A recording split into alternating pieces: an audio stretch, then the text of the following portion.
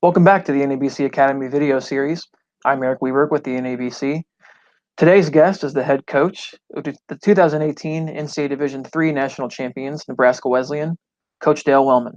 Coach Wellman, thanks for joining us today. Hi. Thanks for having me. This is great. Appreciate it. Well, Coach, we'll jump right into it. The national championship in 2018 was the first ever men's basketball championship for your program. What did it mean to you personally and as a coach to bring that accomplishment to the school? Well, to be perfectly honest, I still haven't quite been able to really wrap my mind around it. I'm still in shock a little bit. I've been able to enjoy every second, not just myself, but with the team and the campus. But I still keep going over everything, and it just seems magical. But it's been great. I've had the opportunity to speak to a lot of people on campus and in Lincoln, and it allows me to relive those 3 weeks. And we have a really strong basketball tradition here. So there's been a lot of alums, not just basketball alums, but NWU alums that have come and just to see the trophy, just to come to the office to see the trophy. So it's been really nice for the campus community in the city of Lincoln. Yeah, you mentioned for the campus community at large. What do you think the national championship has meant, not just for the athletic program, but for the school in general?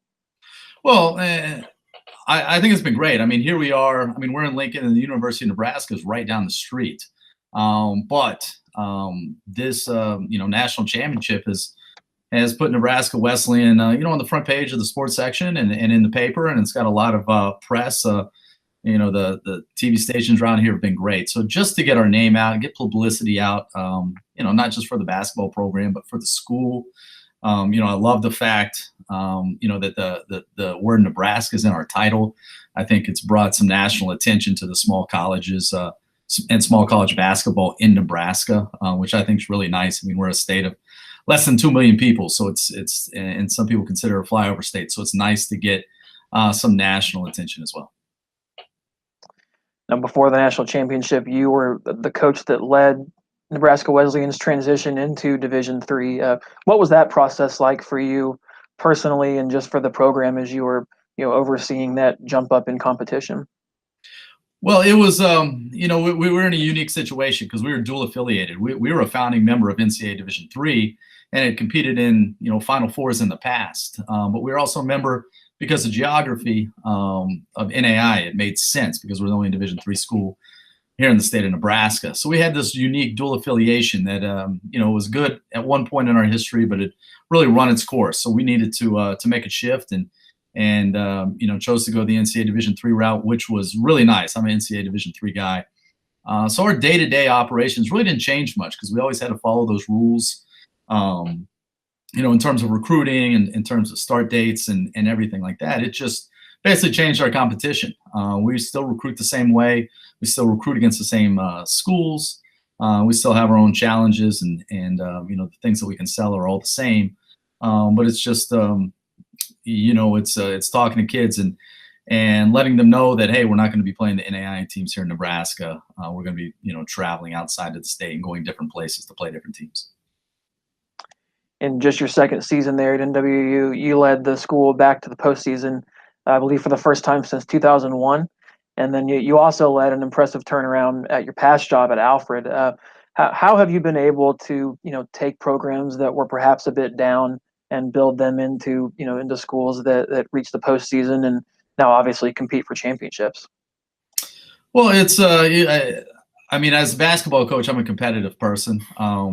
Even when I played sports in college, always been very competitive, and that's been the challenge at the schools I've been is to try to raise them up to the next level. When I took the job here, I thought the ceiling could be higher, and I wanted to obviously go out and challenge myself and try to be the best program as possible. I knew the history, I knew the school, and we try to, every day to sell our school and our city and, to the recruits to try to become better. But I've been fortunate to be in some good situations where, some of the things were already there, and we just had to take advantage of the resources here to maybe bump up our level a little bit. But I love the situation we're in, and hopefully we can, continue to be, successful on a national stage.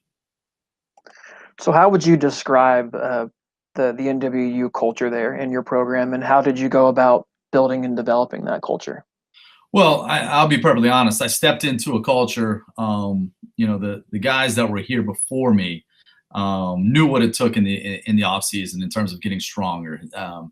That wasn't necessarily the case. The job I had stepped into Alfred and really had to change the culture there at Alfred. But when I got here, that was already in place. I felt like the seniors that had graduated the year before I got here really put that in place, and the head coach that was here before I was here. That was part of it. I didn't have to change that, and what we really worked on was, trying to improve not just in recruiting, but also player development once the guys got here in terms of fitting our style and our system. We want to recruit guys that fit my personality and also fit our brand of basketball here, and I think that was the key part. That perfectly leads me into the next question. You mentioned your brand of basketball. You're known for being an up-tempo, high-scoring, offensive style type of coach. Team scored 130 points in one of the games in the tournament this past year. Why are you a believer in that up-tempo, high-octane style? And how did you develop an expertise in that style of coaching? Well, when I was at Alfred, I took a step back one off season and really examined everything I did within the program. Did I do it because it fit what we were trying to do, or did I do it because a previous coach I had worked for did that? Did it make sense with what we were doing? And it was really good. It really re-energized me. And basically what I wanted to do was coach, my form of basketball. Like I wasn't a great basketball player, but I played basketball, and I wanted to coach my personality. And my personality wanted to get up and down the court and wanted to have pressure defense. That's what I wanted to do. But I didn't really know how to do it. So and the coaching fraternity is so tight, and a lot of people were great. I called people all over the place to try to learn, that it averaged a lot of points or that pressed, and tried to be a sponge and kind of soak up different things from different people, steal a little there, steal a little here, and then kind of wrap my philosophies around that a little bit as well. And then, each year, although we have that brand, each year we've done it a little bit differently. And this year, although we averaged 95 points, if anyone saw us, our last 13 games of the season, we played zone our last 13 games. But we still had that mentality, that pressure, trying to turn the other team over while in that zone. And then our guys understand what we're trying to do offensively in terms of, shoot it before we turn it over, get down. And we run Princeton, what teams would call Princeton, in the half court, which is traditionally thought of as a slower offense. But we dumbing it down, not because our guys, aren't intelligent. They're smart basketball players, but just to allow us to play fast. I'm sure your players typically are fans of playing the up-tempo offensive style, but the full court pressing, high intensity defense usually isn't as popular. How do you get your players to buy into, giving that amount of energy on the defensive side as well as the offensive side? Well, we try to mix it up a lot on defense, and I think that keeps it fresh. Whether we're pressing, we've had a couple different presses in the past, whether it's playing half court man, or whether, we finished out the run to the national championship there playing zone. So I think we try to keep it fresh. We try to mix it up a little bit. So guys, it's not as monotonous, and guys don't get stuck into one thing. I think when we're keeping it fresh, mixing it up, it allows guys, not just in practice, but in games, to go 100%. And I think it's also a testament to the guys that we get in here that know that a big focus this year, if we wanted to get to the next level, was we were going to have to turn it up defensively. And I think our guys bought into that hook, line, and sinker idea this year because they wanted to get better. And fortunately, it all came together. You'll enter this upcoming season, obviously, with a little bit of a target on your chest, being the defending national champions. How will you help your players manage some of that pressure to live up to those expectations? And then how do you manage it for yourself and your coaching staff as well? Well, I think, last year I thought we had a lot of challenges. And this year we're going to have a lot of different challenges.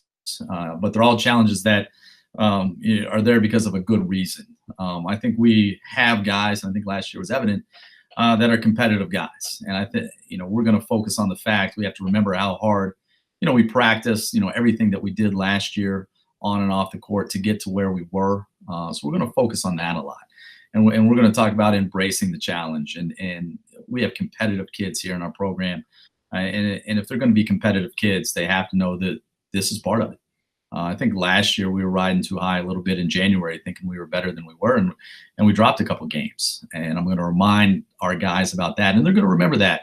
We only had one senior on our team last year, so we're going to return a lot of experience, and I think that can only help as well. That we don't have a lot of young guys that are going to let this go to their head too much. They've enjoyed it. They've had a great time. It's obviously an experience of a lifetime. But once we get that ball rolling again, in October, it's going to be all business and be, have to accept the challenges that are in front of us. And then lastly, Coach, obviously I'm sure you enter any season with the goal of winning a championship, but aside from winning another national championship this season, what would you say your biggest goal for your program is?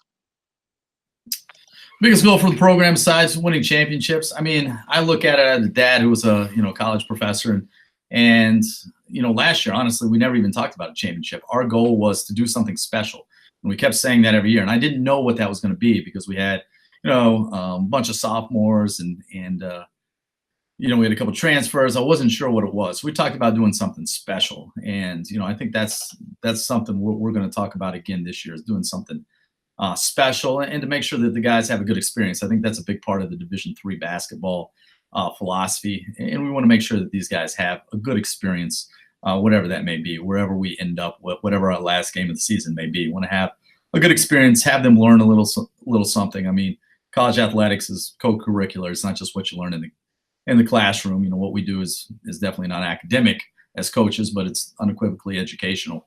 So we want to make sure that we continue that within our program, and do something special and have some fun. And at the end of the day, that's kind of what it's all about. Well, Coach, thanks for joining us today. I appreciate your wisdom and insight into your very successful program there at Nebraska Wesleyan, and we wish you the best of luck this coming season. Thanks so much for having me. I really appreciate it.